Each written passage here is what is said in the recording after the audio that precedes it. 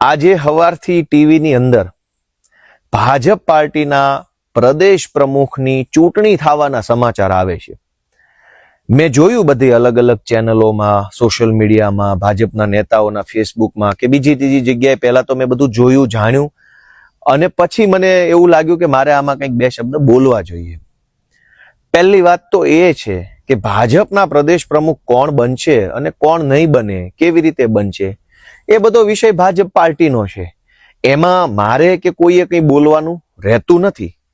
પણ તેમ છતાંય જનતાએ આ વસ્તુમાં ધ્યાન આપવાની જરૂર એટલા માટે છે કે ભાજપ પાર્ટીની ગુજરાતમાં સરકાર છે. એટલે ભાજપ પાર્ટીના પ્રદેશ પ્રમુખ જે બનશે એનો સરકારની અંદર હસ્તક્ષેપ કયો તો હસ્તક્ષેપ અને પ્રભાવ કયો તો પ્રભાવ રહેશે. એટલે કે હવે પછીની સરકાર જે રીતે કામ કરશે એમાં પ્રદેશ પ્રમુખના માનસિકતા, એના વિચારો, એની જ્ઞાતિ, એનું ભણતર, એ બધાની થોડી ઘણી ભૂમિકા સરકાર ઉપર રહેવાની છે. એટલે પણ ગુજરાતની જનતાએ, ગુજરાતના નાગરિકોએ સત્તાધારી પાર્ટીનો પ્રદેશ પ્રમુખ કોણ બને છે એમાં ધ્યાન આપવું જોઈએ અને એની ચર્ચા થવી જોઈએ. બાકી તો એ નોર્મલ વિષય છે, સામાન્ય વિષય છે. એમાં કંઈ બીજા કોઈએ અંદર વચ્ચે માથું મારવાનું રહેતું નથી.